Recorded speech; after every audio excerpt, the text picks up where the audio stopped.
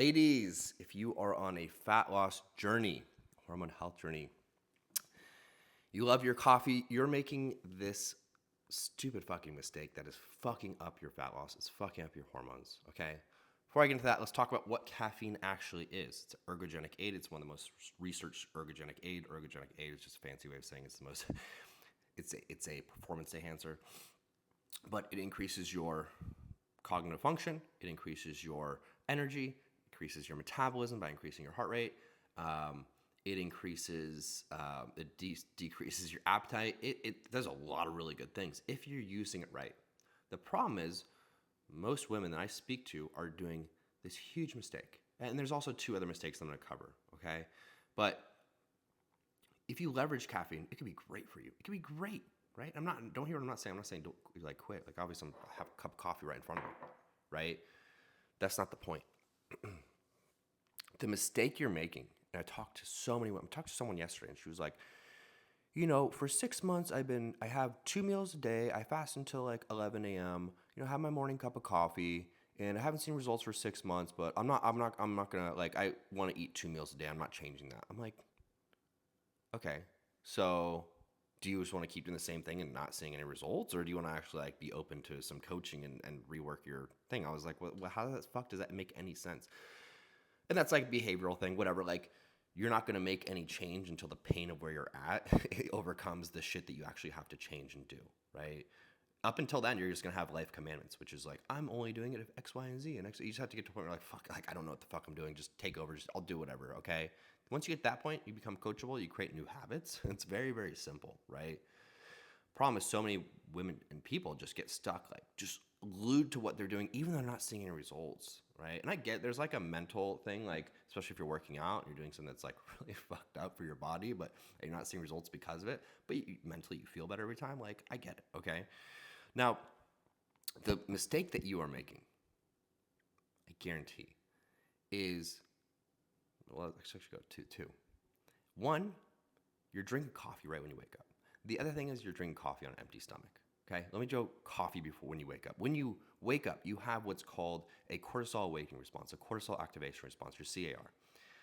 That's just what it sounds like. Cortisol spikes when you wake up, 30 to 45 minutes, and then it comes back down. If you fight fire with fire, cortisol, drink coffee, more cortisol, you're going to dysregulate your cortisol, especially for the rest of the day. You're going to be very, very high, and then you're going to go into what's called low cortisol, which is like where you feel burnout, where you just feel that crash in the afternoon. It's not what you want, okay? But it's also not what you want from a cortisol response in your body that's occurring naturally, right? Why?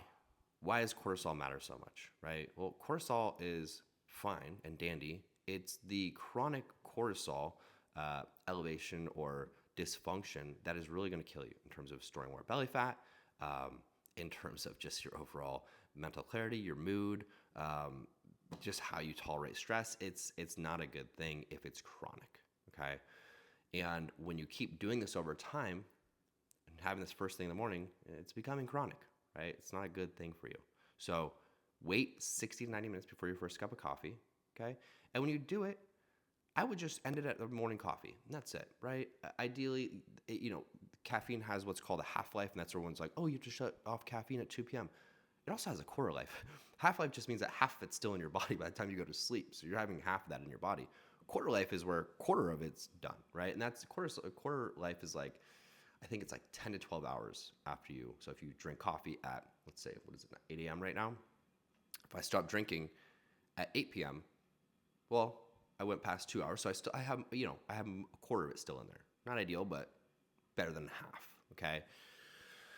So that's one thing. The other thing is the food, okay? If you are not eating before you drink caffeine, what's happening is you're getting a massive spike. So even if you do wait 90 minutes to have your caffeine, but you're fasted, the food that you eat helps absorb the caffeine and slow down the entry into your body and the impact it has on your cortisol, right? So if you're getting a huge caffeine spike and you're just like sped out of your mind because you didn't, if you ever drink coffee on an empty stomach, like you know how hard it hits, that's not good for you at all, okay? You don't want that. You want a slow buildup in the morning of your cortisol, peaks in the afternoon, and then slowly comes back down, okay? if you're menopausal making this mistake, you probably have like, oh, I've done this forever, and then I hit menopause, like started seeing this fat loss, like I couldn't.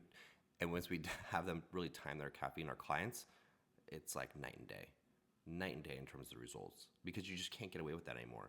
Specifically because your progesterone is going so low, which already makes it hard to regulate your cortisol, and now you're throwing this whole storm into it, which is making it even worse. Okay. Also, from a standpoint of your gut health, if you are having caffeine on an empty stomach, it's going to secrete more stomach acid, which is going to decrease your motility. It's going to slow down.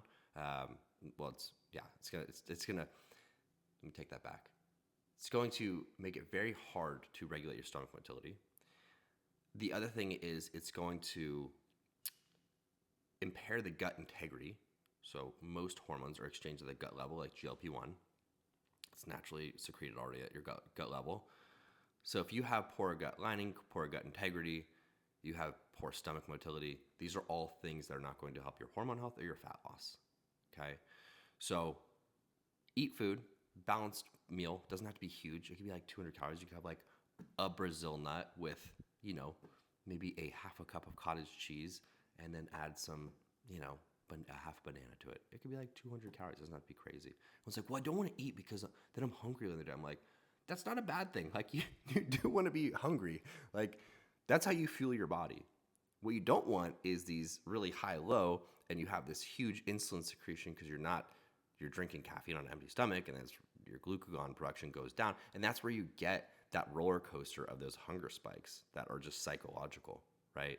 So stop making this mistake. Love you guys. And if you're watching this on YouTube, like, subscribe, turn those notifications on. If you listen to this on Spotify, wherever you get your, what's it called? Can't even talk today. Wherever you get your podcast, hit that bell button, leave a review. Helps the algorithm.